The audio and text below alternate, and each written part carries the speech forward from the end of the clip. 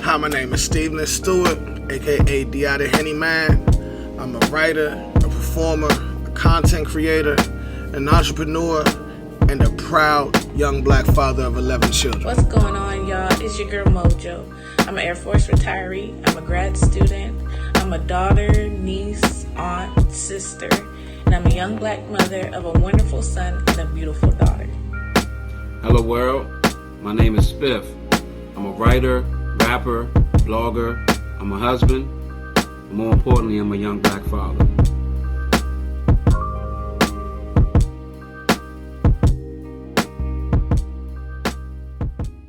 Shout out to the trappers, we are back lit. It's the Henny Man battle rap trapping. We definitely got the streets. What we're about to do right now is something that I've been wanting and waiting to do for a long time. We're going to start this podcast. It's entitled Conversations with a Young Black Father. We're not excluding anybody, race, religion, anything, but I am a young black father, and I think that it's important for people that look like me to understand certain things. We're going to have jokes. We're going to have trending topics. We're going to have social issues. We're going to have relationships and co-parenting. That's what we're going to focus on. And with no further ado, man, I want to bring in my co-host and all that. Here we go. Kill shot! Introduce yourself, please. Ladies first. Spiff is up there, but hey, there we go. We got it going. What's going on, y'all? It's your girl Mojo. I appreciate this Henny Spiff. Just giving my opinion and my thoughts on, I'm a single mother. I have 2 children. Even though I'm not a father, I can give my perspective on everything because I was once in a father's shoes. Right. I, lost custody of my son, not on some, neglectful stuff, but on some because I wanted to continue my career. It was used against me in court. So, had to do the whole child support thing and all that, kept fighting. So I could give my perspective on that. And of course, relationships and trending topics, we go talk about it. We go get into that. She said talk about it, and I can't say talk about it. Man, do your thing, man. Do your thing, man. Just do the whole jump. Do your thing, man. Do your thing, man. It wouldn't be us if we did not talk about it. You right. All right. First of all, absolutely. Factorials.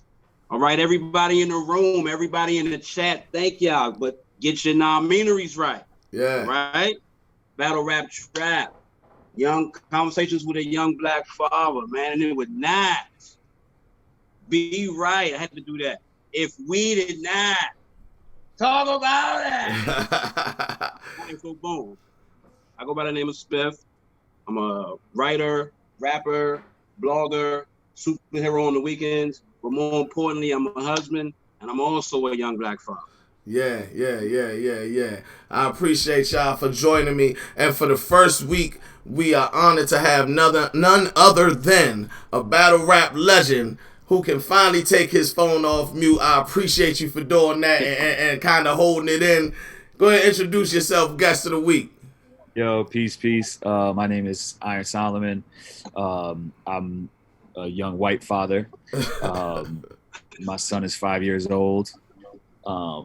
I don't have my list of accolades quite as handy as Will did, but yeah, man, it's an honor and a pleasure to be a part of this conversation. And I think going to what Mojo said, I think we have to be receptive to what mothers have to say about fatherhood. You know what I mean? Like, I don't even think Mojo needs to qualify having been in a position of a father to have a valid voice. And I think and I appreciate you including my voice in the conversation. As a white person, I think it's dope and important for us to have these conversations because I think that there are things that are important for me to understand and for, I'm going to inherently have more white fans as a white person. Usually that's how it works. Right.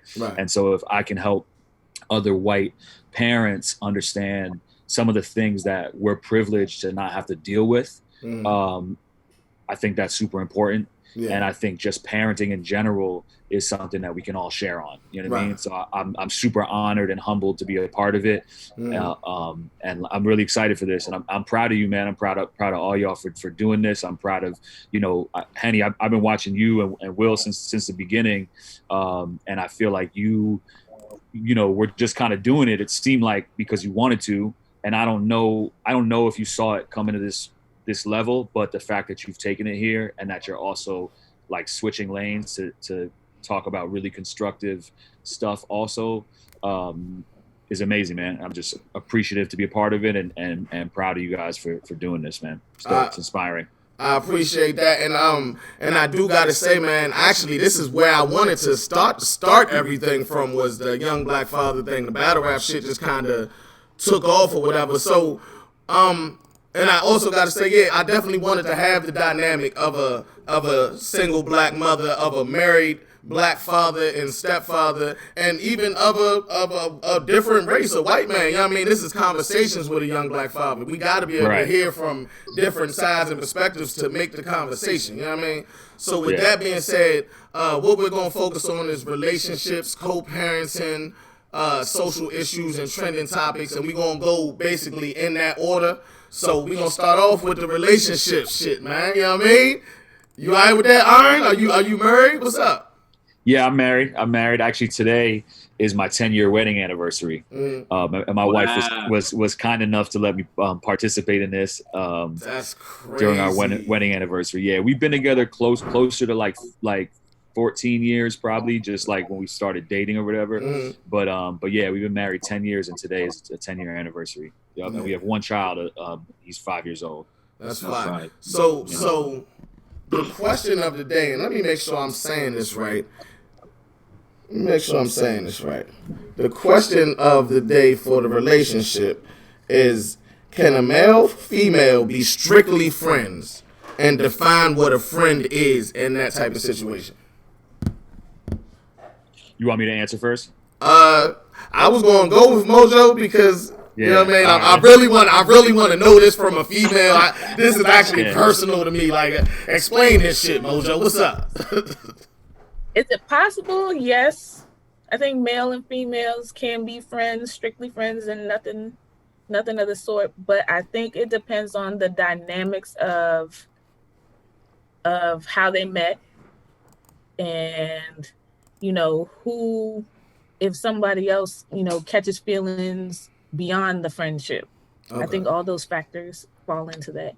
But I mean, in reality, male and female can be strictly friends, and that's it. Okay. All right. Aaron, go ahead and take it away. I think it's complicated. You know what I mean? Like, I think it's definitely possible, but I in general feel like there's no like hard categories for anything, and that everything is kind of like a gray, blurry area, because like, I mean, I'm definitely a pervert, you know what I'm saying? And there's probably like no woman in my life that I haven't at some point had some type of thoughts about, you know what I mean? So like, even if it was to be like, and then cross it off the list and be like, nah, like there's still going to be some room around the edges where they're like, that's always going to be something that's on the table. Or there's women who might be like, you know, a friend, somebody that you met who's somebody else's wife or whatever it is. And me personally, I have to be really conscious to just like, you know, when you meditate and they say acknowledge the thought but let it go upstream, like I could just only speak for myself. I've always had a very active imagination in that area since I was a very young child, and I have to let a lot of thoughts go down the stream. So I think it's possible, but I think it takes discipline and hard work. You know what I mean? Yeah, that's kind of what I want to know. Like, not even is it possible, but is it 100% honest? We're not talking about like a homosexual male, but we talking about a heterosexual male that's attracted to women, and the same, and vice versa. Can it be completely honest intentions on both sides and call that a friendship? I don't know. Spiff, what you think? I think it's possible. I think I agree partially with Mojo said. It depends on where you meet him at. You know what I'm saying? If you meet him like in a workplace, or if you meet him like through somebody else, then you're gonna always have how you met him in mind, and you might not want to disrespect that, or you might not want to cross that particular line. But if you meet a chick in the club, or she had a boyfriend at the time and then she don't now, I mean, it's different. I mean, like, it's a lot of little, like he said, gray areas in that. Mm-hmm. Is it possible? Yes. As far as the person that's in the relationship, how they feel about it, I don't know.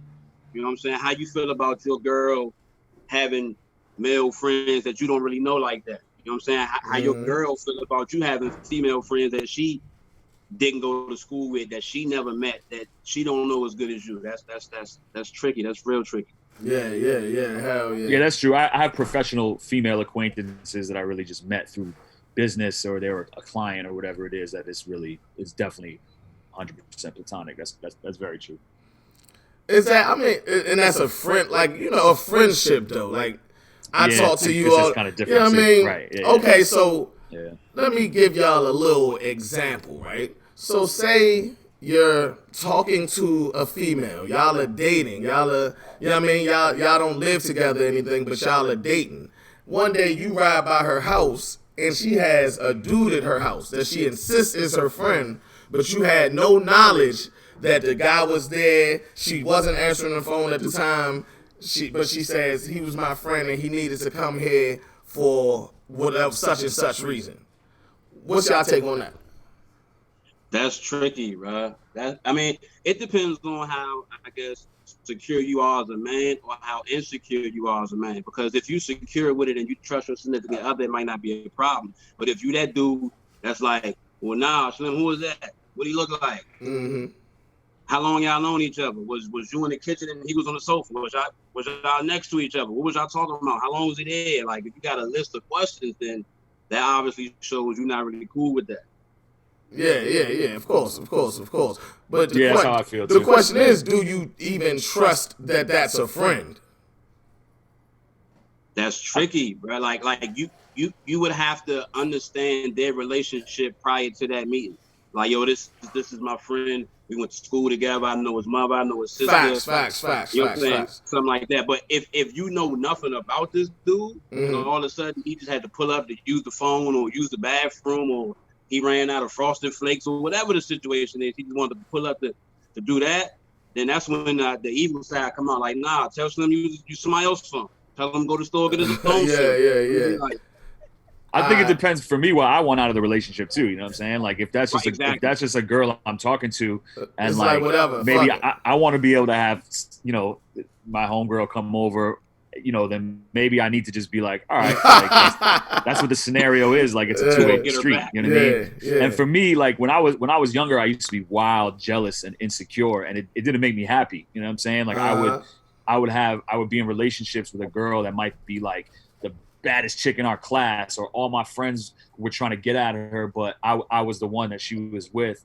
and I would turn it into a terrible situation because I was just like not appreciating what I had and just being jealous and insecure. So it took me a lot of time of having those type of reactions, and then ending relationships because of my reaction, being like, yo, I'm not ready for this. Like, I'm like, I would be with girls that I didn't even really want to be like my girlfriend. It's just like we hanging out, and I would get jealous, and I would be like, I don't want to feel this way. You know what I'm saying? So like, my wife now like grew up with all, you know, musicians, and she was the girl that was hanging with all the dudes. And so like, I wouldn't be able to be in my marriage if I didn't have the trust to give her the freedom to like have those friendships. You know what I'm saying? And for me, it's also like I had to get to a point emotionally where like, if it's important to me that my girl isn't spending time with another dude or isn't cheating on me or whatever it is, and then she does that, then she's not the one for me. Right. So why am I tripping over somebody that ain't even right for me anyway? You know what I'm saying? And I think a lot of times in relationships, we list like, oh, I want someone that's fine, that got a fat ass, or is, you know, got their own money, or blah, blah, blah. But really the first thing on that list needs to be, I want someone that loves me and treats me the way I want to be treated. And so if somebody checks that box off and throws that out the window, then like, why are you tripping over somebody that ain't even really it anyway? And it's easier said than done, but I personally had to do a lot of work on myself to be like, yo, like, why am I bugging? Because if this person did something that I think is foul, I don't even really need to be with them anyway. So like, who cares? Like, my thing in life is like, nobody has enough of my respect to disrespect me. You know what I'm saying? So like, that's a bar. That's a whole bar. That's a whole bar. That's a whole You know what I'm bar. So saying? we So gonna it's Iron answered the shit out of that. You know what I mean? So I mean, say, well, we all there, but he finished him with it. You know what I mean? So y'all be on the lookout for that Iron Solomon relationship book. Coming it's hard work, hey, man. It's a struggle. And I definitely got to shout out this comment section. Y'all are going crazy, man. They are going crazy in the comments. Shout out Rita, shout out Dree, shout out Anwar, Hardcore. I seen you pull up. You know what I mean? Yeah, What up, AT, girl? Stevie. You know what I mean? I definitely see y'all. Now, we're going to move on from that shit. And I'm gonna try to get Mojo back into the conversation, because you don't look so much in the comments that you're not talking. We need your interaction. My bad. You know, I just want to mean? make sure, you know, people get their questions. Yeah, I need to talk to you the most, Queen. I need to get your perspective of a black woman. I'm trying to understand y'all here, you know. So how long should you wait before you should introduce your children to your new significant other? That's a tough one, because I'm not in a relationship, you know, dating here and there, but when it comes to bringing your kids around someone else, it's very important that you know that person. I mean, at the end of the day, you really don't know someone when you first meet them, but as long as you get to know them, talk to them, and you don't get like a weird vibe, then after a while you can slowly, you know, introduce them, you know, bit by bit, you know, maybe over the phone, FaceTime, or maybe in a public setting at a park, so the kids can feel a vibe. And then it's like, okay, you know, this is Mr. and Mrs. so-and-so, and mommy or daddy is, you know, seeing this person or dating this person. And as far as like when it comes to the other parent, I feel like it's important. You don't have to like check in with them, but I feel like it's a respect level, especially if you have daughters, because me, like when it comes to my daughter's father, I respect him a lot. And I let him know like, hey, I'm talking to this person. And when it comes to that point, I want you to meet this person, because I don't bring any males outside of my family around my daughter. So he knows that, and he respects that, and he's cool with it. Okay. I respect that. So you basically saying, what I take from that is you saying it's more of a vibe than a time type of thing.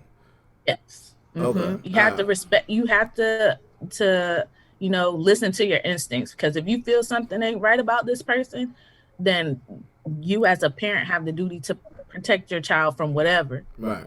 So if it has to take a year before you bring that person around, or you have to do extra background checks, whatever you have to do to you know, calm your instincts to make sure that person is right to be around your child, then do so. But if you can't shake that instinct, then that just means that person shouldn't be around your child. Okay. So it's like, so there's what I'm hearing you say is like there's a couple considerations, right? Because like one of them is like the consideration of the child's biological parent, the other one, and making sure that they're comfortable with what adults are being exposed to the child as an influence. Then there's your comfort with the safety of that person, because you might not trust somebody. And then the other thing is you explaining to your child the context, right? Because a lot of times, like some of the fear could be, this, you know, your child gets attached to a person and then all of a sudden they're gone, and the kid takes that personally and it hurts them. So like, I feel like those are, to me, that sounds like, and what I would think is like some of the most important stuff is like the safety of your child, the emotional stability and the impact of the child, and then the respect and consideration, if it's there, for the child's, you know, the other biological parent. That those are the things, the categories that we need to think about in that context, right? Right. What you think, Spiff? I mean, like you are a stepfather, right? Right. Well, I'm a whole father. You're a whole father. Talk your shit. I'm not a stepfather. I'm a father that stepped up. Shout out Dre Vicious. You know what I'm saying? Yeah. So how you feel about that? Nah, pretty much the same way. You got to know that person. You got to kind of be in an all right relationship. I mean, not relationship, but have that communication with your, you know what I'm saying, the other parent. I know with my wife, it was like a good 5 to 6 months before I met her son, my son. Mm-hmm. So, you know, I guess she was kind of, you know, giving me certain tests or putting me through the process to be like, he passed this, he passed that, you know. So y'all killing it though, man. Like I'm shaking my head to everything y'all saying. Yeah. I don't want to repeat it for the people that's watching. Like he just said that, but Mojo killed that. Iron killed that. I agree with everything. Yeah. The comment section. I'm sorry. No, In the comment section, Coco, she stated, you know, if you know y'all both feeling each other, don't with him anymore, and the child's not feeling him, then what? Yeah. Go ahead. Take that, Smith. Now I was gonna say, a lot of the time the child might have that attachment to the other parent, and they might not want to see mommy move on or daddy move on, so they might purposely start to, you know, be have backlash or be a little, you know what I'm saying, risky with how they handle it, and that could affect the relationship because at that point it's like the mother or the father got to choose, like, do I want to continue on with this new person, or is it more important that my child is okay, or do my child have to understand at this point, yo, look, me and mommy or daddy not together, so you really can't like hold me back from being happy at some point. That's tricky. And I think that like, you know, with the amount of children I have, I definitely have seen, you know, my kids' moms move on, and some of my kids hold a certain resentment. Yeah, I mean, on some you ain't my daddy type of shit. So I think that it works both ways. If it's a logical complaint and you know your child and your child not feeling the significant other, whether male or female, because it's something like they get a scary vibe from them, or you mean that it's a certain behavior that's being displayed. That's one thing. But if it's that nigga ain't my daddy, it's like you know what I mean. Do you switch up? Do you switch up for that? I see, but that's the thing. I don't know, because you don't know if the child is being rebellious because they genuinely don't like that person, or if they just want who they want in their life, in which they entitled to. Because if you're a parent, you know, you kind of obligated to be the definition, or at least their definition of what a mother or father should be. So, I mean, that's a conversation you might have to have with the mother, the father, and the child in the same room to kind of say. So let's take it to a biblical standpoint. You know what I mean? I'm sure everybody's familiar with this right here. According to the Bible, I mean, obviously your kids come first, no matter what. But once you're married, the spouse is supposed to come before the kid. Do y'all subscribe to that theory, or you know what I mean? If this man or woman isn't the co-parent of this child, there's no way they could come before this child.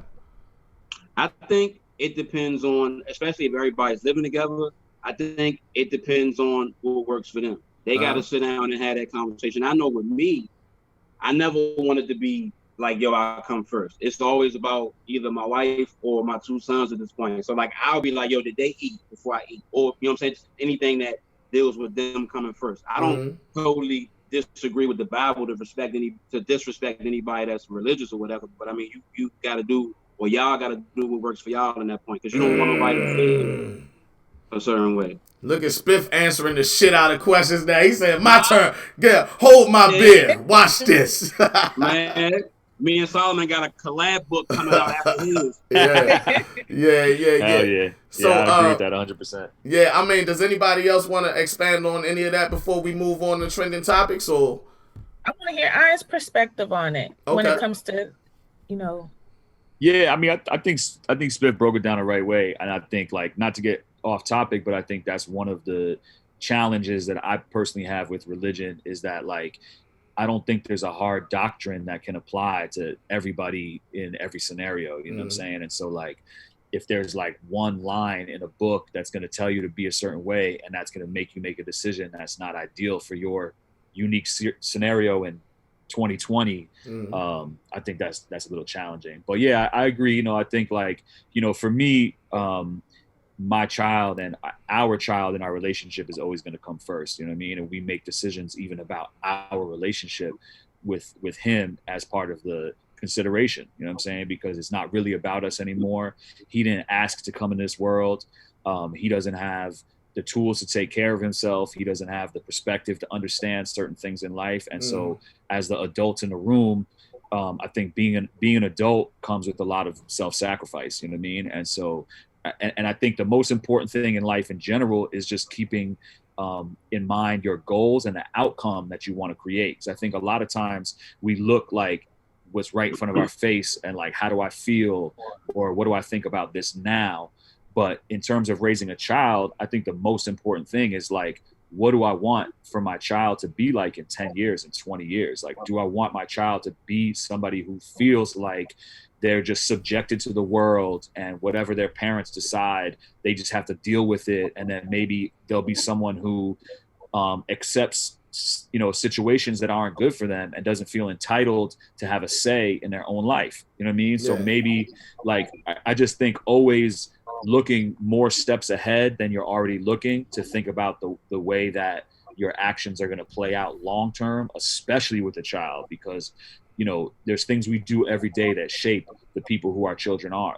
You know what I'm saying? And there's ways in which I don't feel always comfortable speaking up for myself in a certain scenario, that I could look back and think about my parents and things that they shut down because they didn't want to deal with it in that moment, that now I am a certain way that I don't think they wanted me to be this way, but in the moment, the short-sightedness made them be reactive. You know what I mean? So I think it's like each person's scenario is different, but just try to keep in mind, like, what's the end goal you want? Like, yeah, you might be feeling this person right now, but in 10, 15 years, when your child is in a classroom and they're, you know, in college or something and their teacher's talking to them a certain way, are you going to want them to be the type of person that accepts that or that feels comfortable advocating for themselves? And not that those two things are necessarily connected, but it's just stuff that you have to think about as a parent is the long-term impact. You know what I mean? Right. Okay. So, I got to shout out. I'm pretty sure this is your wife in the comments, Mrs. Spiff. Yeah. Oh, that's fine. Yeah, she in the comments. Yeah. So shout out to her. Shout out to everybody. And I got a real quick shout out I gotta shout out all y'all for these dope backgrounds. Iron got like the artsy fartsy thing going on. Mojo got like the modeling vibe. Spiff got the nigga I'm rich and I got money. But like for real, like this is a good look, man. You know what I mean? But shout out to everybody in the comments. If y'all looking at the comments and y'all seen anybody y'all want to shout out, let's get that out the way before we move on to trending. Then I'm gonna kick it to Spiff for the trending. Shout out Stevie, Coco. She's in there representing. She has a different view of things. I like her perspective on things. Ice Skate Sky, I see you. Oh, my boy Face Guy, he in there. Appreciate you. Hell yeah. I see. I'm seeing a lot of craziness. I don't know who's still in there, who not, but I seen a lot in these comments the whole time, man. And big shout out to Rita and Anwar. You know what I mean? Those type of topics we just covered. They do those as well on their Relationship Thursdays, live on Caffeine on Thursday nights. They also drop it on their YouTube if you're not aware. You know what I mean? And they do it from the aspect of people that are in a relationship. So it get real intense, especially when they disagree. You know what I mean? So make sure y'all tune into that. That's family right there. And we're going to go ahead. Our show. Yeah. We're going to go ahead and move on to trending topics. Spiff, man, go ahead and tell us about the crazy shit that's going on out here, man. All right, man. So I hope everybody is aware of the J. Cole situation in regards to the new song he just dropped, what motivated it, and all of that. If not, I'm going to give you a brief rundown real quick. Okay. All right. So May of this year, female MC from Chicago by the name of No Name, ironically, she put a tweet out basically saying top-selling rappers have been silent about growing tensions and poor black folks all over the country are protesting and putting their bodies on the line. And you don't even hear nothing from these people whose whole discography is mostly about black plight and things like that. And they're nowhere to be found in this moment. All right. So I guess inspired by that and along with being fed up with everything else and everybody else that's going on in America, J. Cole drops a song, Snow on the Bluff. In the song, he talks about not using his celebrity status enough to do more in regards to the Black Lives Matter movement and things of that nature. But what stands out the most is what seems to be like his response to her tweet. All right, so the song comes out, internet goes crazy. He's getting backlash for it. Amongst the several tweets that came out, Chance the Rapper put a tweet out, which reads, "Yet another L for men masking patriarchy and constructive criticism," pretty much saying he was female bashing. All right, J. Cole responds and says, he stands up for all his words. He accepts all the criticism, right or wrong. He's honest. He doesn't feel like he's built to be a leader at this time. The No Name lady responds back with the song called Song 33. So if y'all haven't heard those two songs after this, at some point, go check them out. But my question to y'all is, do y'all feel like rappers, actors, athletes, celebrities are obligated to speak up in times like this, and are they frowned upon if they're not, or if they don't? Can you say exactly what J. Cole said, like his quote that offended people, real quick? I don't have the quote, but pretty much what he was saying was, he was scrolling through Twitter, he read some tweets from a girl, and pretty much he was saying that you're talking about what I'm not doing, but what do you do? He was saying, I respect you for being smart, but don't disrespect me because I don't have the same ideologies you have, or at least not right away. Yeah. I and you know what? It's a lot going on right now. Like in the NBA, LeBron is one of the biggest voices that the biggest athletes to use his voice for change and for. But now you got Kyrie starting a whole bunch of people that says they don't want to play again. Now LeBron, who's been advocating all this time, almost looks like the bad guy according to Kyrie's narrative because he wants to play. Kyrie's like, we not playing until shit change. You know what I mean? So it's like, people use a lot. When these people use their voice, it is so powerful that they should think very hard before they say what they want to say and try to put out whatever message, because we're arguing right and right at this point. You know what I mean? With LeBron versus Kyrie, we're arguing right and right, and it confuses the people who you're trying to make your point to.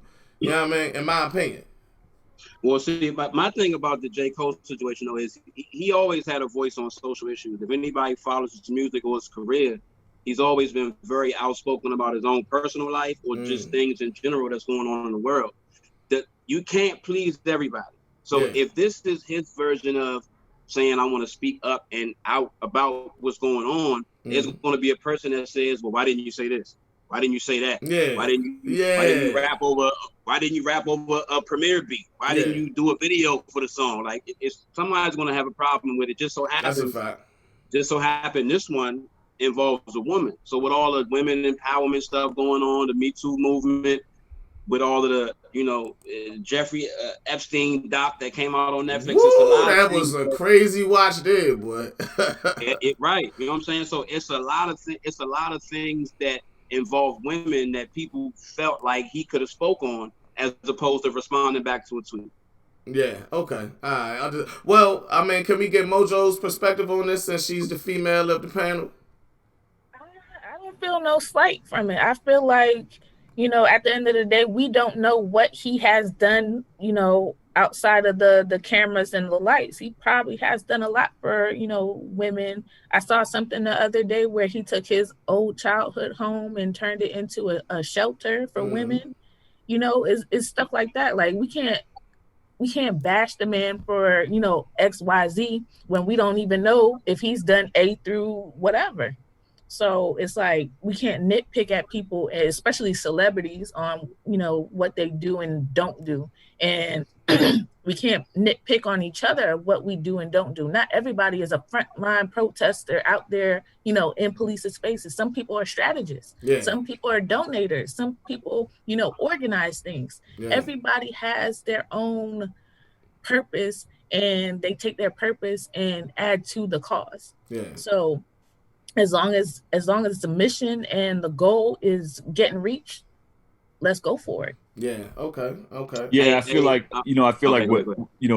what you're saying about that, and Henny, what you said about like right versus right is like, I think sometimes what we get lost in is like orthodoxy, right? Of being like, I'm gonna be all the way left. I'm a Bernie supporter, and like anything that comes out that's some left wing shit, like I'm just all the way in, no matter what. Like all cops are evil, all of this, right? And I just don't think that I think there's risk in not like seeing truth when you're so bought into one way of looking at things that you can't see the flaws or try to improve it and unpack it. And I think that it, like, we often attack our own on our own side for not being good enough. You know what I mean? And like, even in hip hop, it's like, you know, we'll look at somebody will listen to Migos, but then we'll be like really criticizing Kendrick or Cole if it's not quite good enough. You know what I mean? It's like, you down to listen to some shit that's not art, you may think is not artful at all, and give it a pass. Right. But when it's close to home, you're going to be mad critical of it.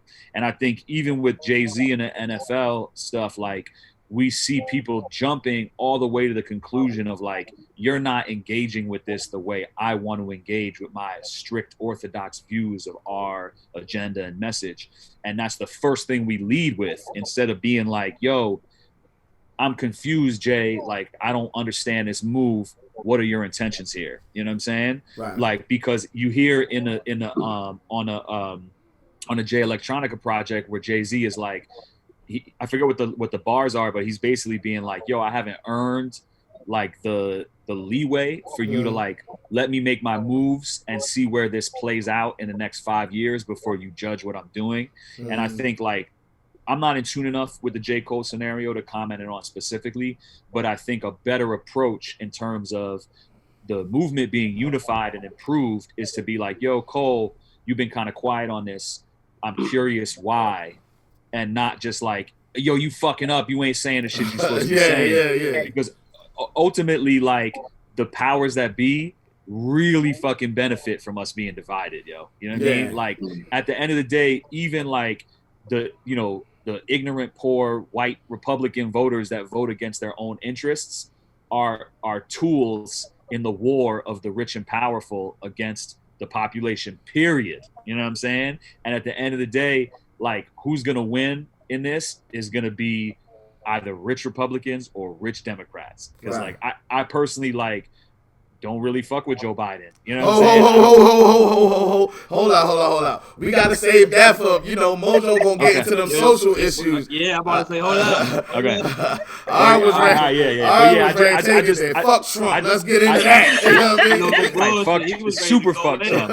But I just think we need to be conscious and aware of the trap of internal division, and that we're not always going to always agree. We're not going to agree with our significant others 100% of the time on how to parent our children, and we have to compromise. And we're not always going to agree with every voice that's part of a movement that we subscribe to, or part of a culture that we feel a part of. And so I think it's important to work on unpacking that and understanding before just judging and criticizing. Not to say that we shouldn't hold our our celebrities and leaders accountable and call them out. But I do think that we need to just lead from a place of understanding first, before getting to the criticism part, and always just like being at each other's throats. Because like you said, it's like right against right. You know what I mean? Like we both probably have the same goals, but everyone's trying to figure it out. And these times are explosive, and some people know what they think and feel right away and know how to jump into action.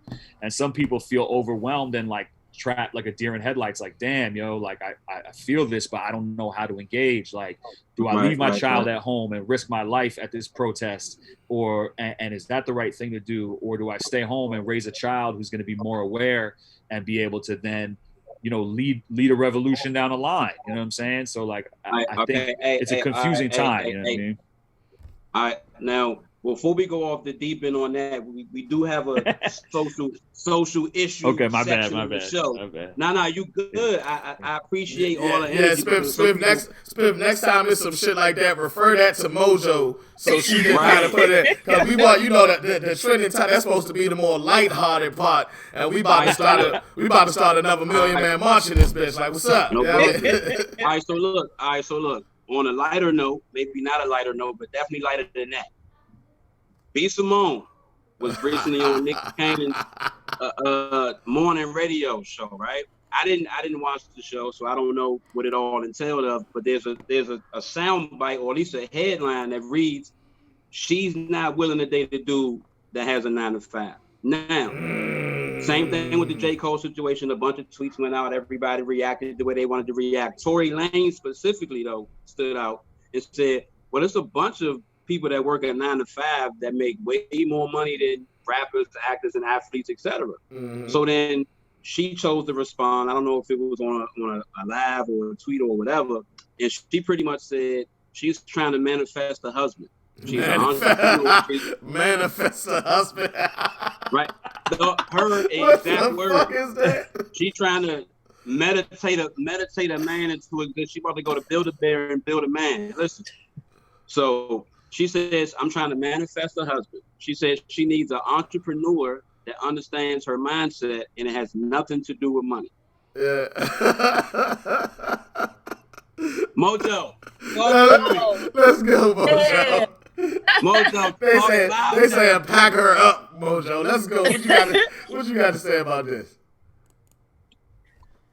Okay, so that's her preference. I mean, that's her preference. She doesn't want a 9 to 5 guy. I get it. Wants, an entrepreneur that's, understands, I guess, what she's doing, whatever. There's nothing wrong with wanting a significant other kind of in your realm of things to get what you're doing. Because you could, like when I was in the military, dating a civilian guy wasn't easy because he didn't get that, oh, I can't just, up and go whenever I want to because I could get called back. Or if I'm deployed and I'm gone for 6-7 months, like they couldn't really understand what I was going through because I couldn't tell them what I'm doing over there. So I kind of see what she's saying, but also as a woman, you can't put limitations on the man that you're manifesting. Yes, you want a good man. You want a man that has, a job at least, but putting those certain specifics on it, you could limit yourself and miss your blessing on that because the perfect man for her could have a 9 to 5 and she's just going to cancel him out and go for the guy, the entrepreneur guy that could possibly beat on her, cheat on her. I'm not saying, I'm not hoping that on her, but it can happen. Like, look, what was that movie? Tyler Perry movie where the lady. I want to say it's probably a Tyler Perry movie. Yeah, she was a pharmacist. She had the guy. He was perfect for her. He was a good guy, but she wanted the exciting guy. And she cheated on her husband. When she got A's. Yeah, that one. Like, yeah, she got A's for that. They gave her A's. Like, so that's not funny at all. Why am I laughing? Oh shit. Iron, how you feel? Yeah, I agree. I mean, I understand. I think it is important to think about what your lifestyle and what aligns with your partner. And I think there's logic in what she's saying. Like the entrepreneur life, as you guys know, has its challenges. Like there are times that I can't fall asleep because I have ideas that I'm thinking of that I want to act on. And I if I wasn't married with a child, I would be up. I would stay up 3 days straight just working on different projects and stuff like that. Or, when the kid goes to bed, like I'm gonna be up on a computer, designing something or researching something, or like because I just can't get away from wanting to hustle and grind and build something new. And so I think there's logic in that. But I think what Mojo said about really what she's saying is I need somebody who I want somebody who has a similar mind state as me, and somebody, or more importantly, someone who understands and can support and give room to my mind state and my hustle. You know what I'm saying? And she's conflating that with somebody who occupies the same lifestyle as her. And just because somebody is working a 9 to 5 doesn't mean that they aren't somebody who could be really understanding and supportive and create the space in their life and in your life and in a relationship to enable and empower your entrepreneurial pursuits. And I think there's, people who have 9 to 5s feel probably disrespected by that because there's a way in which she's using that as a strike against a man with a 9 to 5. And so I understand why when you have a powerful voice, making any kind of sweeping generalization that really is she really doesn't even mean that, is what Mojo's kind of saying. What she really means is she wants a certain set of criteria, and she's conflating two things to make them seem like one thing when it's not really one thing. And so, I get why people are offended by that. Conflating. conflating is like Hey, bringing, I was like that. I was like try to write that down and use it in my regular it's getting real when you bring the conflating out. Whoa. Yeah. It's like it happens all the time. It's like people say, people will be like, oh man, it's like when you take two things that are not really the same thing and you try to make them be one. You're bringing them together. You know what I mean? And you try to conflate it. Yeah. Exactly. Okay. And she's taking a 9 to 5 and conflating that with a mind state. And they might be parallel and they might overlap a lot of times, but they're not the same thing. You know what I mean? Yeah. And I'm gonna play off that. First and foremost, I had no clue who B. Simone was until this happened. She went viral for saying the 9 to 5 thing.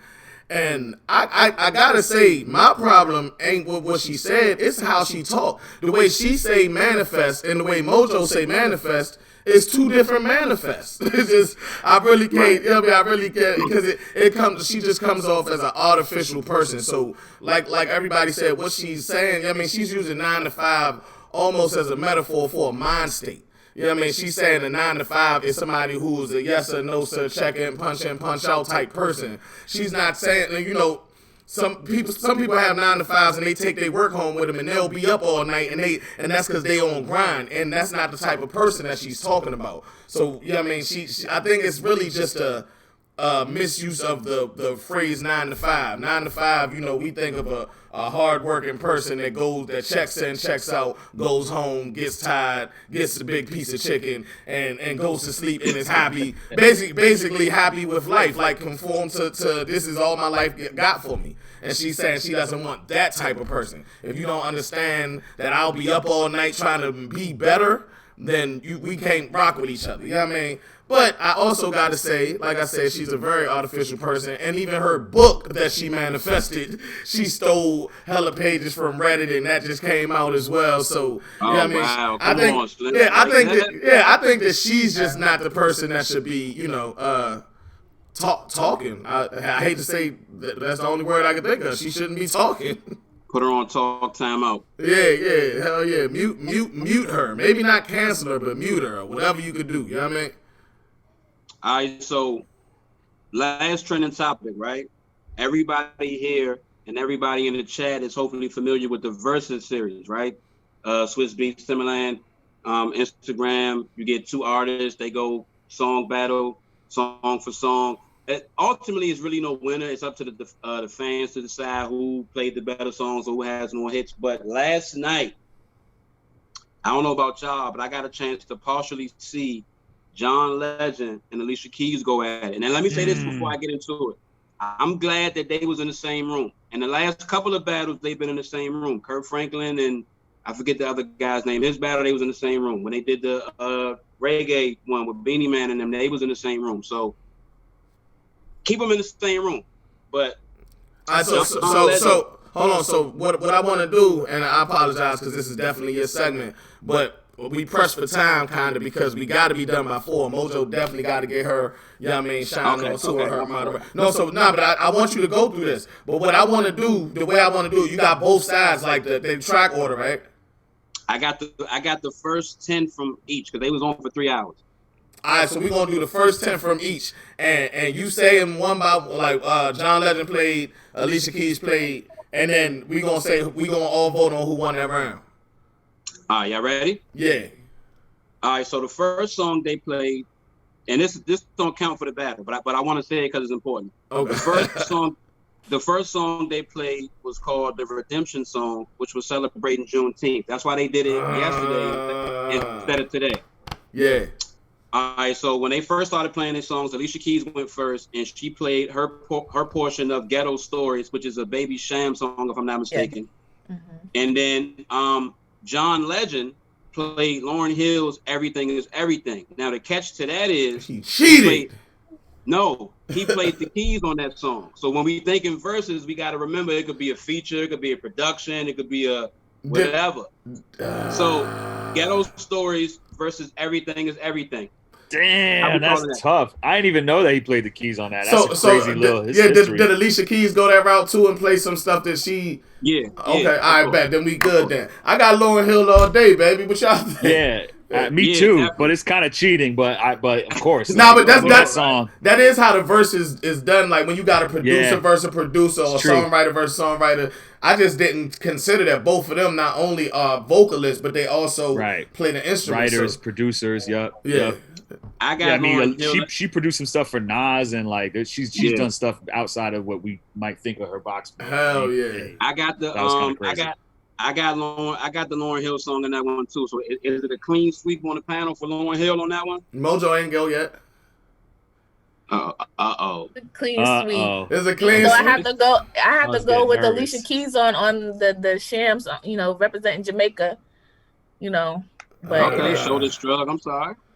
But it is a clean sweep on that one. Okay. All right. All right. So the next song Alicia Keys played was Underdog, which is I'm thinking either the first or second single off her new album. So a lot of people might not be familiar with it. She gonna lose this round. And then, it's over. Budget 2-1 or 2-0 already. Golly. And then John Legend played "Selfish" from Slum Village, which he sung the hook on. Whoa, maybe I'm selfish. Whoa, I'm calling. Maybe I'm selfish. Oh, selfish. John Legend got that one. I was singing like he got that one. Yeah. Selfish. I'm going with Selfish on that. That's my job. Yeah, come on, man. Easily.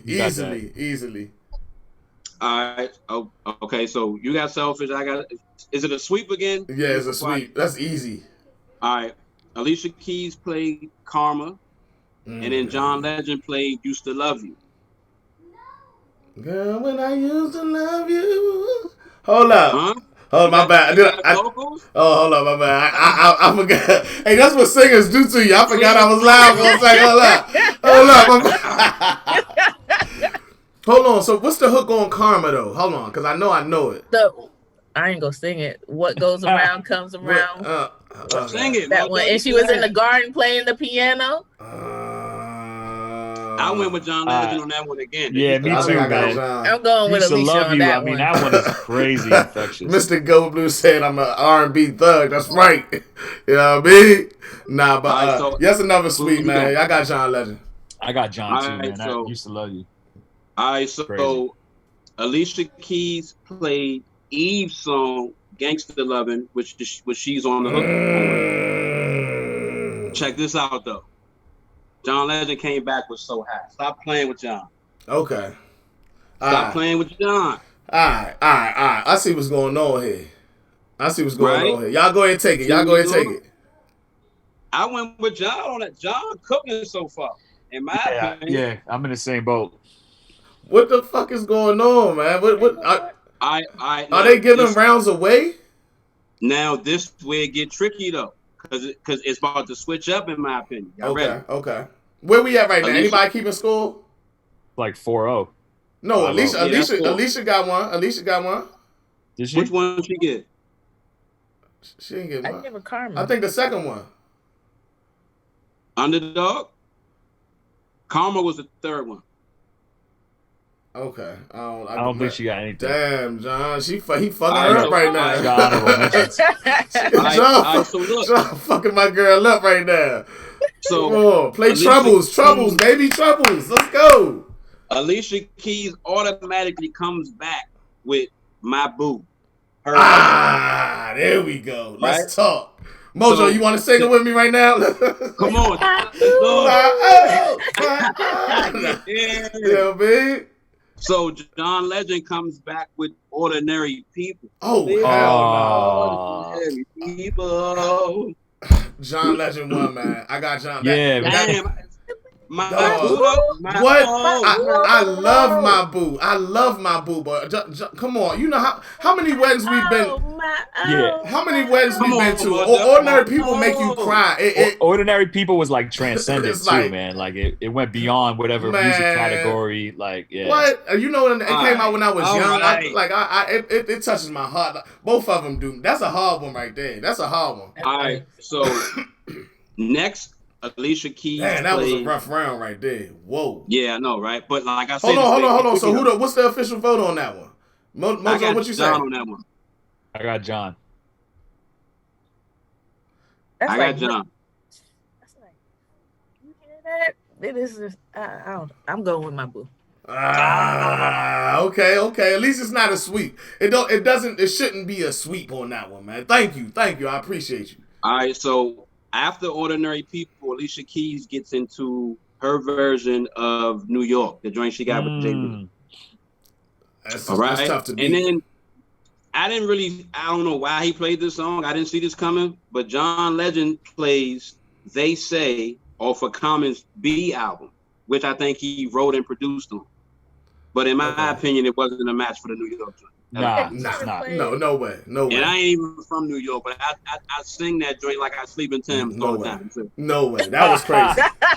That was crazy. Let's go, AK. Get you one on the board, boo. Now, I also got a shout out. I got to shout out Lil Mama. Y'all know why, man. You know what I mean? Because she walked on stage like that. I cannot. She almost got a braid snatched out. Don't do that.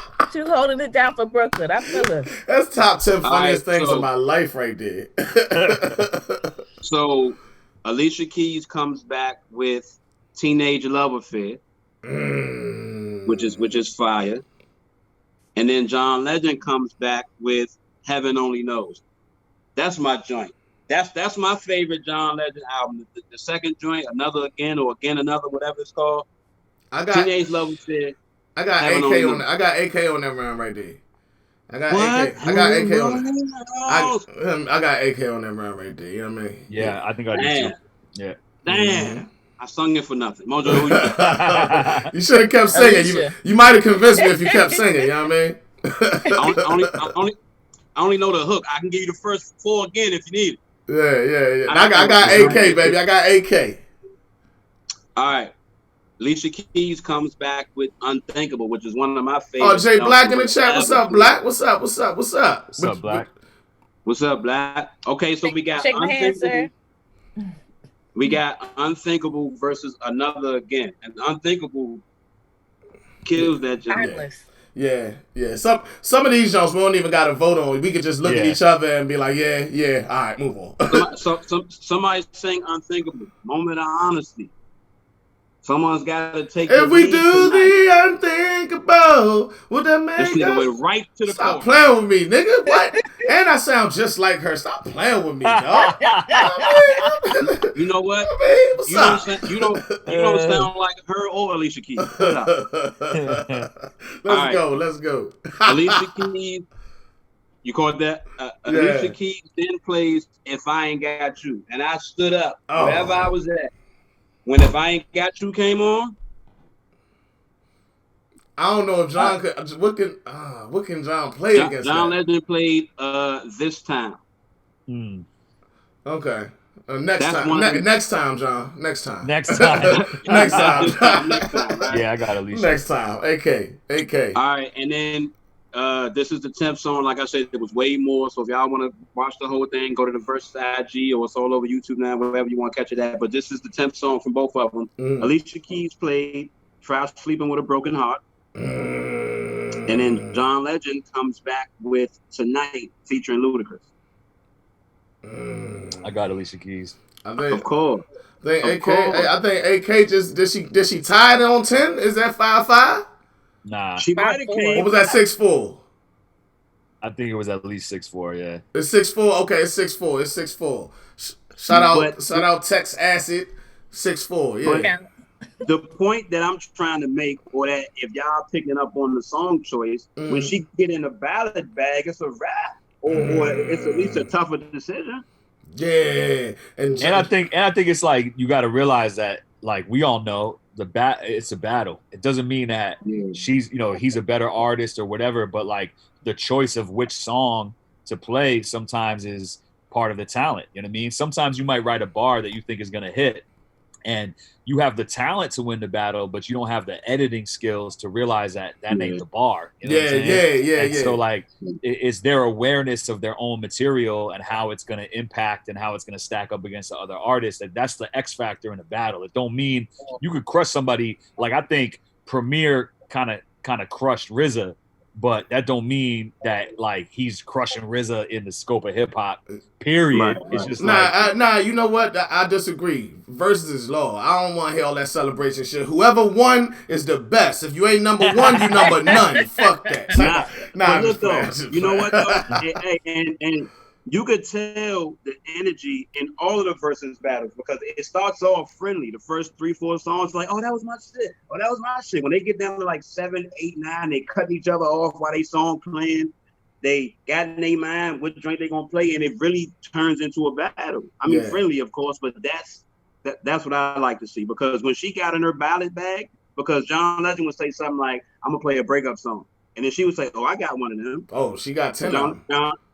John Legend would say, "I want to play a love song." She said, "Oh, I got one of them." So it was a battle for it. Man, yeah. All right, so we gonna move. I gotta say, I'm wondering why I didn't hear "Troubles," which is my second favorite song of all time. Alicia Keys' "Troubles" from her first CD, Songs in A Minor. I didn't hear "Falling," all that shit, man. But shout out to them, super dope And he's artists. supposed to read the credits on the album. Man, listen, I was, when I was young, before I got super into battle rap, my passion was for music. You know what I mean? I had all that shit. But, and big shout out to Spiff, man. You killed that segment. Every week we gonna be, I'm gonna take the first segment, Spiff gonna take the second segment, and then we gonna close with the wonderful, beautiful, awesome, intelligent, smart. You can stop me at any time or you can let me keep going. You know what I mean?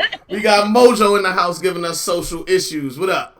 Yes, we're going to talk about what's going on in the current climate of today. And we're going to start off with the Atlanta police officer who was brought up on 11 charges for the shooting of Mr. Rashad Brooks.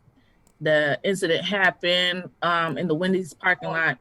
Apparently, he was in his car asleep. He was drinking, didn't want to keep driving. Officers pulled up on. I did not watch the video. I do not watch any of those videos because I can't bring myself to watch those things. So they had a conversation. Basically, from what I was reading, from what everyone was saying, the officer seemed to antagonize the situation. He was like, "Look, officer, I leave my car here. I'll walk home. It's my daughter's. It was my daughter's her third birthday or my daughter's birthday. I'm right here. I'll walk home." There was a scuffle. Mr. Brooks grabbed his taser. I don't know if he shot at him or not, but he basically was running away from the officer after the scuffle, and he was shot in the back. Officers apparently stood over his body, kicked him, stood on his shoulders as well, did not render any aid to him. So, and it was all caught on body cam and bystanders. So, the DA brought the officer on charges, violation of his oath, murder, and countless other things. So it's all developing. Hopefully, justice will be served for the Brooks family. And unfortunately, this stuff is happening everywhere. Yeah. It just so happens that it's being filmed. Yeah. And these people are getting caught. Yeah. And if y'all don't mind, I want to speak on that. I'm like you, Mojo. Normally, I wouldn't look at the videos, but this specific one I did see. My bad.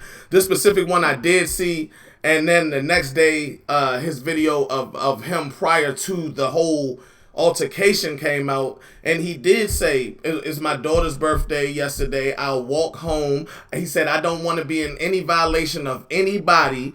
All of those things. And yeah, the officer was really, poking at him and trying to get him. I think what the officer was trying to do was trying to get something for the record so he could give him a DUI or some type of charge. You know what I mean? From my view of the situation, I've had many encounters with many cops, and of course we know we have the right to remain silent after the fact, but they will definitely say that like it's just a thing to say, not like, yo, you should probably be quiet at any moment. They will definitely poke at you and try to get you to say whatever you can to, incriminate yourself. And I think that's what was going on. The part that's missing is what started the altercation, and I really want to know that. Because to me that matters. Under no circumstances does that man who just said, "I don't want to be in any violation of anybody," deserve to get shot in the back. You know what I mean? But it was I think that the final verdicts will come down to what actually happened. I think the dude deserves to face these charges. I just don't know if he's going to be convicted because it was an altercation. He did take the stun gun. He did run away before the officer released fire. So, yeah, I mean, rest in peace to that man. And I do think that that's a big part of the social injustice situation. I do think that officers came to antagonize him. And I do think that if that was a white man in that same exact situation, he would still be fucking alive and probably would have walked home that night. You know what I mean? So that's my take on that. I think it got to be a better way to handle situations like that, especially if the person that's accused of whatever it is compliant. He's not aggressive. He's not looking for trouble. Like, either I'm intoxicated or I'm tired and I don't want to run the risk of putting anybody else's life in danger or my own or anything. Is it okay if I sit here until I'm okay or until tomorrow, depending on what time it is? Now, like you said, I don't know the whole situation, so I don't know why it went from that to it leading to an altercation. Like, I feel like it gotta be a better way for these police officers to, one, not feel so threatened automatically, and two, to have a sense of I don't know if humanity is the right word, but just like a understanding from human to human and not from badge to black person. Yeah.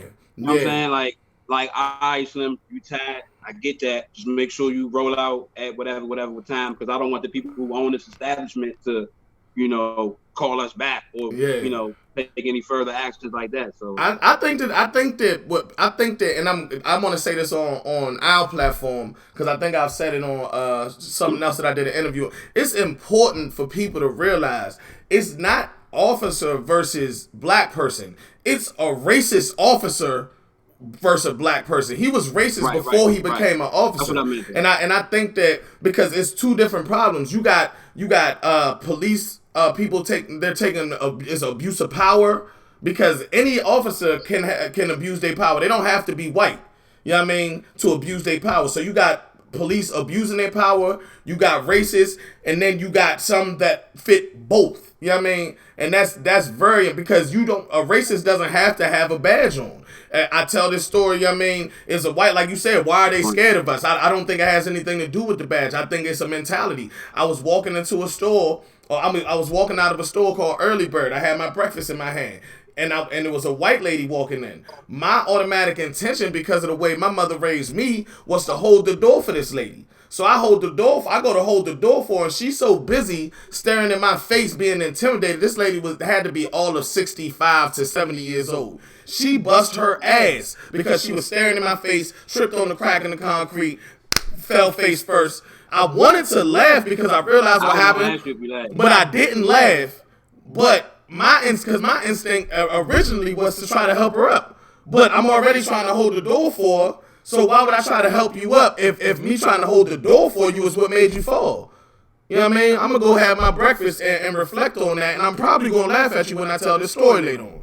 You know what I mean? So it's a mind state. It's not the badge that's scared of us. It's the person behind the badge that's scared of us, or just a simple abuse of power, period. And we don't got to give it no excuse and say they scared. They just want to abuse their fucking power. They wake up in the morning feeling more powerful because they have a badge. Iron, any take on that, sir?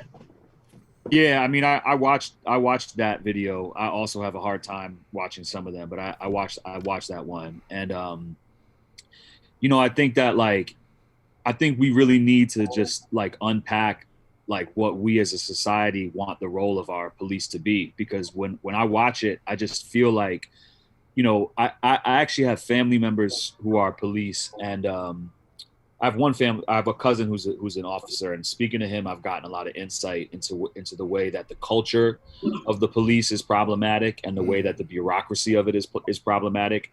And so when I watch that video, one of the things that I see, in addition to the institutional racism and just the devaluing of Black lives in America, period, regardless of the skin color of the officer, there's just a devaluing of Black lives. Like a crime, a crime on the part of a police officer against a citizen is going to be treated differently if it's a Black person than if it's a white person. You know what I mean? And so like, no matter what color of skin is, like if you're in a moment where you're being triggered or you're feeling your emotions are getting the best of you, whether that's your racism or your anger or your stress from that day, even as a Black officer, like there's going to be a subconscious thing where that if you see a white person in front of you, there's going to be consequences that are going to be different than if you lash out at a Black person, because even Black people have been taught to devalue Black lives by our society and by our culture. You know what I'm saying?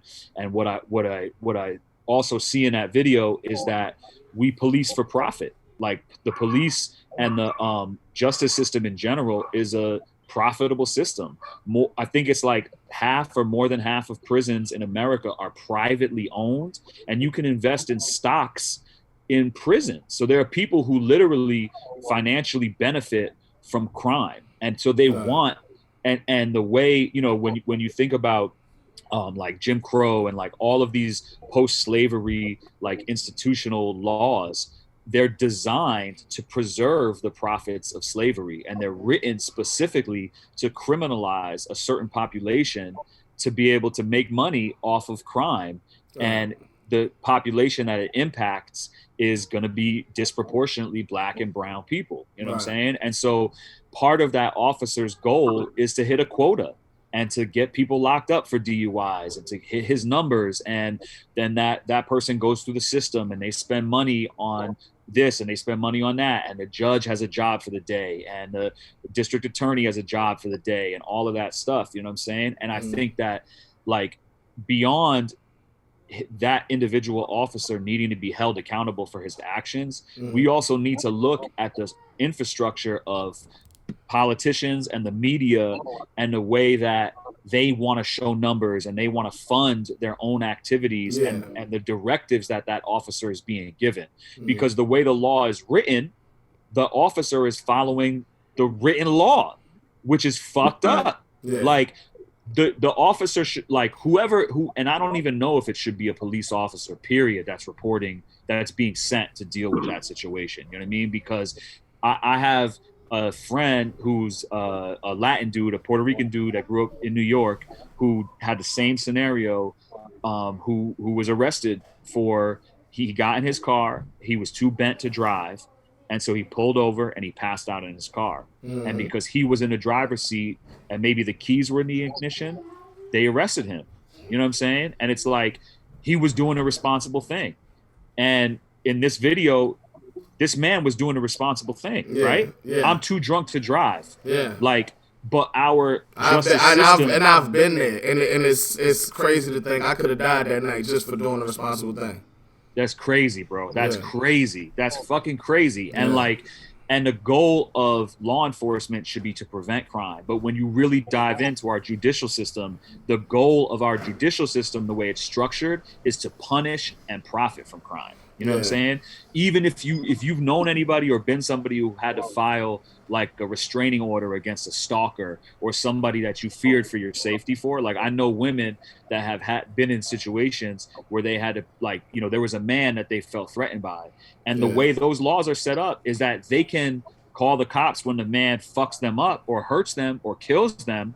But if they're just scared, they can't take preventative measures. You know what I'm saying? And so the directives of those cops showing up to that place is, this is a Black man. This is the population that we can take advantage of. And we need to hit a quota. So like, you can see that cop is trying to trick him into incriminating himself so he can get arrested and he can hit his quota. He's not looking to prevent crime. He's not looking to save a population. He's not looking to serve anybody. He's not there. His job that he is hired for is not to help this person. You know what I'm saying? And so like, in addition to being outraged by how fucked up and disgusting that is, and that man as an individual, like I also want people to look at the bigger context of the administrators and the politicians and the press and how we deal with, like, it's funny to go to like a TV show in this conversation, but like everybody's seen The Wire, right? It's course, like, yeah. I think that's a good representation of the way politics and crime and media play into it, because something happens and the press goes crazy and politicians want to respond in a certain way, and it's all superficial and it's all marketing, but they're not going to actually change the institutional structure that support these things. And at the end of the day, like, it's not just the cop's fault, it's also the politician who allows the precinct to continue to run where their directive is to hit quotas. Like, that just ain't the way our shit needs to be structured, because this type of stuff is going to happen. You know what I mean? And 100% if he was white, if that was some frat boy who was just out wasted, he's getting a pass, bro. He's getting a pass. And the thing that when we started this off, when I was saying like something that I think white parents don't realize is like I don't have that. I don't have to teach my son that, bro. Like, I don't have to teach my son how to not get killed by the cops, man. Mm-hmm. That's a fact. Like, that's crazy. That's crazy, bro. Like, what I've seen my son run into the street, and I lose my mind, man. Just like thinking about him getting hit by a car in an accident, man. And every black parent that I know also has to teach their child how to not get killed by the cops, man. Yeah. That's a fact. Like, that's a fact. I don't know, man. It's hard for me. It's hard for me not to get like emotional about it, because I can't imagine that. Like, I can't imagine. I know what I feel when I have to teach my son about dangers, and I know the feeling I feel when I picture my son losing his life or getting hurt. Yeah. And I can't fathom, like, it breaks my heart every time I talk to people I'm close with who have children and have to teach their children this, bro. Yeah. And like, as a white parent, like every white person watching this, even if you're not a parent, like, that's just one small piece of white privilege, bro. That's just one piece of it. Like, one piece of it is like, you have the privilege to not have to teach your children how to not get killed by the cops. That is crazy. That's one piece of it, bro. And like, the story that you just told, Henny, is like, I might hold a door for a woman that's scared of me, but I'm never going to be like, she's scared of me because of my skin color. Right, you know what I'm saying? Like, and that's white privilege too. And that's something that, like, white privilege don't mean that you're white and you have a free pass to run the world and all this. Like, there are white people that struggle. And I think people in general, like, need, like, feel connected to their struggle. And when they see someone else talking about a struggle that they feel like it invalidates their struggle, they get angry and they resist it.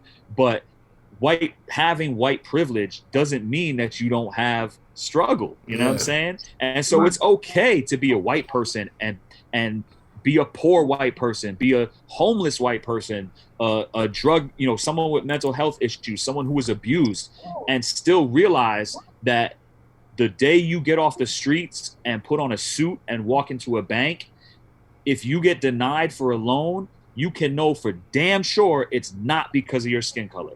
Yeah. And a black person does not have that same privilege, because they could walk into a bank and get denied a loan because of their skin color, or get shot or get disrespected for trying to do a courtesy to an older woman because of their skin color. Yeah. You know what I'm saying? And that is the privilege of whiteness. You know what I mean? Yeah. So I don't know. I got off track, but like, nah, man. I big appreciate you. Like, I appreciate you. You know what I mean? Really, really sympathizing and empathizing with the struggle to where you are so visibly passionate about it. You know what I mean? And to Spiff's point, where he said the humanity, I can't remember who it was on ESPN, and Mojo, I definitely want you to get your other topic before we go too long, but you know what I mean, it's a simple quote. He said, when they talk about police reform and things like that, it's not taken away from, it's taking a couple dollars away from the police, and maybe they should refocus that money into teaching humanity in school. They teach all of these things in school. Maybe if you learn from the age of 5 how to treat each other, like make that an actual subject, how to treat each other, and learn to do that in real life, in real time, in today's America, maybe the next generation can actually see some type of equality, man. Yeah, and I want to say one more thing too. Like a whole speech. Yeah, I want to say one more thing too about being a white parent too, because like I've been talking to my wife a lot about this, not just since all of the like protests and everything been going on, but for the life of our child, because like I have a lot of people of color in my life. Like my son is like I live in a pretty white neighborhood in Philly, and my son's school that he goes to now is mostly white, if not like almost all white, but he's around all types of people. You know what I'm saying? Like, and so I was struggling with how to talk to him about race specifically, because like one of his best friends is mixed. You know, his dad is black and his mom is white. That's like my son's best friend. Like that's his man. Right. And I don't want him to look at him as like his black friend, or to think about, I don't want them to be on the playground and for him to be thinking about him in that context. You know what I'm saying? But I also know that is a privilege of mine as a white person, because as a white person, I don't have race shoved in my face, right? Yeah. White people get to choose if they want to talk about race or not. Right. Nobody else gets that choice. You know what I'm saying? And so I was struggling with like, I know this is a privilege, but I don't want to highlight race for him as a way of categorizing people, because he doesn't seem to do that, right? Yeah. Then we were with his best friend who's mixed race on a hike, right? Right. And we see another kid who was mixed race, and my son was like, "Oh, Luke, like he kind of looks like you," and he didn't really. He was just kind of light-skinned black kid with looser curly hair. Right.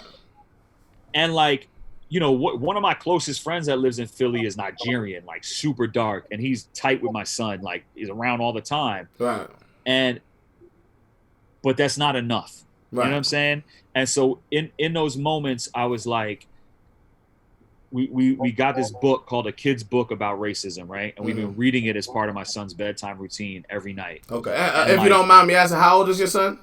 He's 5. He's 5. Okay. Yeah. Good. And like, you know, it's a hard conversation to have, man. And I don't know how much to tell him and how much to share with him, because the history of racism is horrifying, bro. And even just me explaining to him, yo, people were kept in chains and whipped and raped and abused, and this is the roots of what we see today.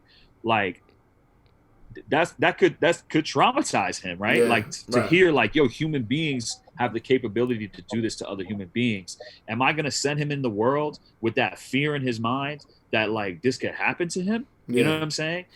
But that's a privilege as a white person for me to choose whether or not he can avoid that history. Yeah. You know what I'm saying? Yeah. And so now, like, it's hard, it's uncomfortable, but me seeing that it's not enough to have him be around all of my friends and family who are people of color is not enough. That like, yo, like other white people, man, this is my PSA to y'all and to us, like, we gotta throw that privilege out, man. Like, we gotta talk to our kids about racism, yo, because all of my friends who are people of color that have kids have already talked to them about racism, because it's a part of their life they cannot fucking avoid, bro. Respect. You could go to a march and you could donate some shit, or you could be on Twitter, but if you don't explicitly teach your children what racism means, then you're missing a piece of the puzzle. That's a fact. And like our generation, my generation of like my white parents who are like super liberal, and my pops was a hippie that was like at the most extreme end of the hippie movement. They came up with this idea of like everyone is equal and not seeing color. And I think that was well intentioned, but I think that it masked a lot of racism. And that when we tell our kids like, oh, don't look at color, or, you know, everybody is equal, you need to also qualify that message, because there's a lot of people who have been told that so much that it became hard for them to see racism and to acknowledge racism. And I think like it's okay to see color, yo. Like, it's okay to like, we're not, there's no way that all the racism we've seen in cartoons and in society and in this and that it's all going to add up to zero. And you don't look at an Asian person and think they're going to be good at math, or that, like, that white woman is a 65-year-old white woman. Like, she grew up how she grew up. She's gonna trip and bust her shit. That's why we gotta start early, like you said. And I definitely don't want to cut you off, but I want Mojo to get her her next point, and I also Nah, got do your thing. very, very quick though. I need you to answer this question. Shout out 1228 Mama. She said, "Can you re-say the name of the book that you mentioned?" I'm just go get it right now. Hold on. It's called a kid's book about racism. And Mojo, we could move on real quick while he he goes and looks for that book. Yeah. Oh, I got it on hand. Believe me. Look at that. Okay, so now we got a title. visual. Now we got a visual and everything. And this is the author. If you could read it, it's Jelani or Jelani Memory. Okay. Yeah, Hey, it's dope. I appreciate that. Like, I appreciate that whole. White people got to read about racism in books, you know. Yeah, man. Listen to him, man. He's white. He knows. It's like, let's go ahead, Mojo. What's going on next? The next thing that was going on in the world, states are now recognizing Juneteenth as a holiday. A couple states within the nation this week, they made it a statewide thing as a holiday where people had the day off. They still got paid. So hopefully there's a petition or something going down so it become a federal holiday. So make sure if you see that, sign it. Yeah. And I'm sure, maybe the next president will push for that. Yeah. Most white people didn't even know what Juneteenth was until like. I was going to ask her if it's just for the people that don't know. Could you give a little bit of backstory on Juneteenth? So in 1863,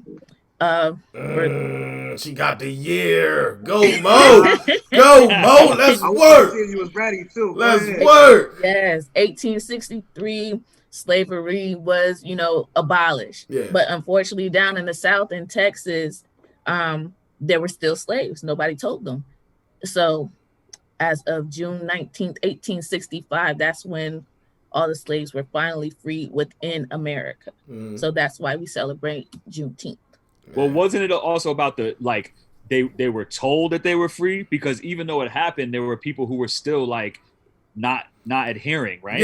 Yeah, of course. It was about implementation, right? It's not just about but it's still that's the date that it basically was official, right? And some slaves chose to stay slaves because they were already that was their mentality. That's all they knew. So and then even of course into the 1900s, you know, like the black ladies was raising the kids and all that shit. That was still forms of slavery involved in that. So it's still a process getting out, but places were still segregated. Yeah. So it wasn't the answer; it was the start. But I gotta say though, where I'm from, we've had a Juneteenth celebration every single year since I was young. My grandmother, she had something to do with the planning of it. They have a statue of one of my like great times 5 grandfathers. He was actually one of the soldiers in the war, so he has a statue out here and all of that. So we celebrate that every year. But it's crazy that everybody didn't know about it. And before I pass it to somebody else, I just want to say Donald Trump is trying to take credit for the popularization of Juneteenth. You know what I mean? And it's crazy because maybe he might be right. Some people might have heard it from him. But it's like, come on, bro, read the room. We don't fuck with you. Don't even. I mean, he was planning his rally in Tulsa on Juneteenth. Exactly. Exactly. Exactly. Oklahoma, where they fucked up, where they burnt down Black Wall Street. That he's having his fucking. Like, come on, Trump. So Trump's version of Juneteenth is big business. If he wants to push Juneteenth, it's because it's big. So, shout out Mojo. I want to add to your point. Yes, it should be a federal holiday, but it should be a federal holiday under the understanding that this is a day that we support, celebrate, and focus on black people. So I don't want to see niggas going to Target to get cards for Juneteenth and going to Walmart to get shirts and shit like that. You know what I mean? Walmart's owned by Sam and them. You know what I mean? Like, let's go support the people up the street with the t-shirt stand that took time and effort to make that at home. Because they really understand this culture and what it represents. You know what I mean? Word up. Support black businesses on that. To emphasize on what you're saying, you don't want it to be capitalized. Yeah, I don't want. I want it to be. I want it to be celebrated. I don't want it to be commercialized. I don't want to. Yep. Yeah, I don't want to. I don't want to see that. Yeah. Amen. Next topic. As y'all may have seen across the nation, streets are being painted with Black Lives Matter on the street. So that's So a big this thing. this is the uplifting story of the week. Yes, Okay, yes. so for We're getting everybody, to the uplifting yeah, part. for everybody watching, that's why we have the trending topics, have a little bit of lighthearted conversation, and then every week Mojo's also going to give us an uplifting story of the week, so that during the social issues we don't forget that it's actually positive social things going on as well. Yeah, Man. So go ahead, continue. My bad, Mojo. I just wanted to, yeah, man. Oh no, you good. So it's not happening everywhere, but it's good to see that people are acknowledging, the movement and giving praise and light to it. And just whatever. And I want to give people if you're inspired to do something, do it. Like you go out there, talk to your governor, your mayor, see if you could do something. If you're into painting, start it up. Don't just sit back and feel like you can't do anything. If art is your thing, go out there and do something. Paint a mural, as long as you get the permission to do it, because you don't want to get a ticket for graffiti. Yeah, don't vandalize nothing. Yeah. Yeah. And the last thing, companies and organizations are donating and acknowledging the whole movement of police brutality and injustices, and they're wanting to take part in that. States are starting to take down the Confederate monuments and Confederate flags. The NCAA announced that they will not participate in any championship games if the area is predominantly with the Confederate flag. So they're not trying to be anywhere around. And we know those areas. Yeah, definitely. Yeah. And so the Confederate flag is anti-American. Like we need to for real. Like that's a rebel flag, right? Yeah. Like I'm not like a real patriot into the flag type of dude, regardless. But the fact that people can convince themselves that the Confederate flag is something different than it is. Let's not forget that this was a rebel force fighting against the U.S. government for slavery, and that it represents treason and all these other things. So fuck out of here with being a patriot who also I'm a patriot and I support the Confederate flag, because those are losing generals that lost in a rebellion against the U.S. and they fought for despicable shit and they fucking lost. Yeah. You know what I'm saying? Fuck out of here. And those monuments weren't even erected until like years later, when there was a racist ass group of like white women that like wanted to have a resurgence in a marketing campaign for Southern pride, and so those statues were erected later. You know what I'm saying? And who the fuck has a statue of a losing general? If there was a BLM movement now where black generals from the U.S. Army defected and led that rebellion, you think white people putting up statues of those generals, or they're going to try to frame them as being disgraced abandoners who left their posts? You know what I'm saying? So like, fuck all them statues, man. Or leave them up. This is my other thing. Leave them up, paint all their hands red, and put a plaque that says, "This is a despicable fucking person with blood on their hands." Let this person stand as a representation of the horrors of what our country exacted on other human beings, and how people fought to preserve those horrors. Anybody connected to this should see this and feel shame. And fuck this person. So my thing is, and then closing, fuck this person. Yeah. You know what I'm saying? Leave it up and call it what it is, and have all of their hands be painted red, man. Fuck that. Yeah, hell yeah. Smith, I feel like we ain't heard from you in a minute. What's up there, man? Talk to us. Nah, man, I've been shaking my head and pretty much agreeing with everything, man. The whole, my last name is Brooks, so I don't know if I'm any relation to this person or not. I'm not sure, but just seeing it when it came across my news feed or timeline, I obviously felt the way because of what's going on in the world. But then again, it was like, damn, I don't know. I should call somebody and check in with somebody to see, what's going on. Your lineage definitely could stretch that far. That's a fact. Yeah. As far as painting the streets, though, I thought it was funny that our mayor in D.C. now has changed the address to the White House from, 1600 Pennsylvania Avenue to Black Lives Matter. But he changed the street, But I don't think it stretches all the way to the White House though.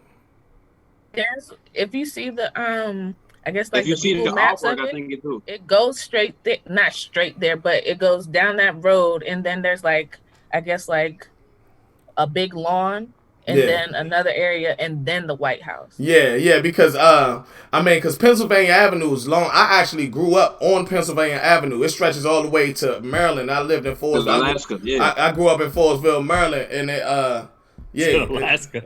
To Alaska?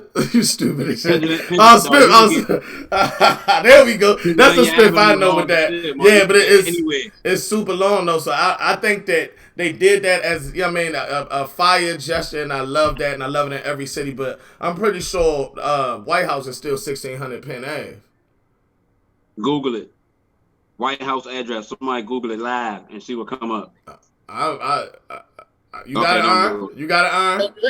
Oh, I can. That's fire. If I want it to be that. I want it to be Black Lives Matter. I wanted to be that. Nah, I don't want to do it. You know, when I Google, I gotta get all of my phone like this. They say I can't read good and shit. I ain't. Well, I'm on my phone, so I couldn't do it. I'd have been moving around too much. Google says Pennsylvania right now. Yeah, I think it's still. But it's on the same street, up the street. Come on, I mean, but that would be incredible. It's a gesture. It's a gesture, but yeah. That's fire. Yeah, I see. It says fact check. White House address unchanged. Yeah. After move to honor BLM. Yeah. So Mojo, you closing with that? That Was hopeful.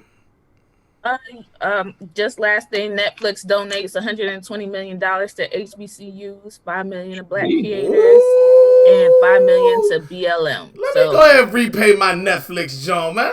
Let me get them that $14.99 real quick. What's up? All those creators out there, hey, you know, if you got a documentary, pitch it to Netflix. Get it out there. You might get a piece of that $5 million. So did they put out information how to contact them if you got like ideas and stuff for the creators? That part I do not know. Okay. All right. Cool. Well, you know what I mean? I appreciate Mojo for handling them social issues. I appreciate Arm for joining us. I appreciate this whole entire chat. You know what I mean? It's been moving the whole time. I love that, man. I appreciate that.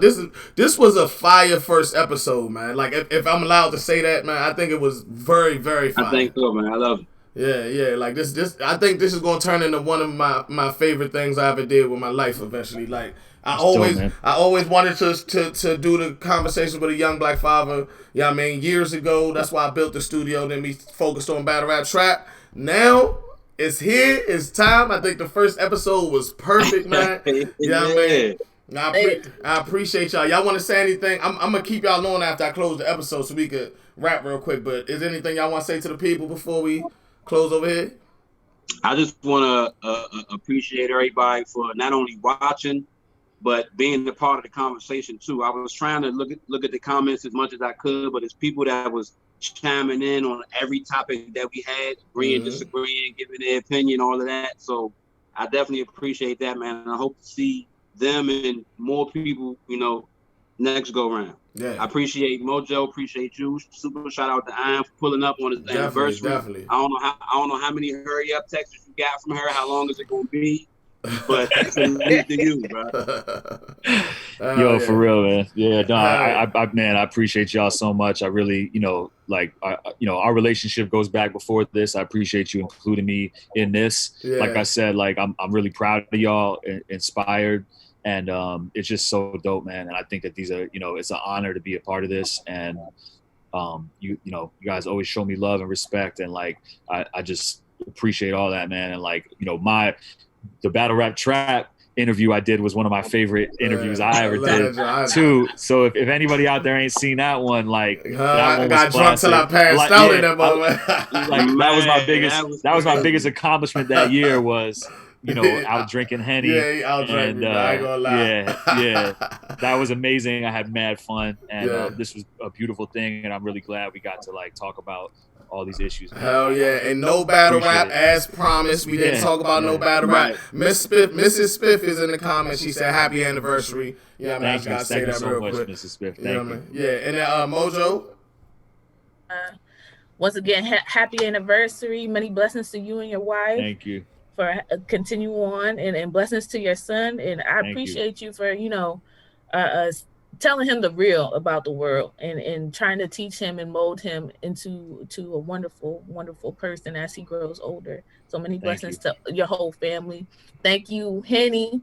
You've been talking to me about this thing for a minute, and we finally got it into fruition. So that's what's up. Nice meeting you, Mr. Spiff. I appreciate you. And we about to do this thing. Appreciate everybody in the comments. Kelly, Rita, all the champions. 128 Mama, 757 Shaw. I appreciate all y'all in the comments giving y'all opinion. And we'll see you next time. Yeah, definitely. So once again, like I said, appreciate everybody, man. And we gonna close it here. This is Conversations with a Young Black Father.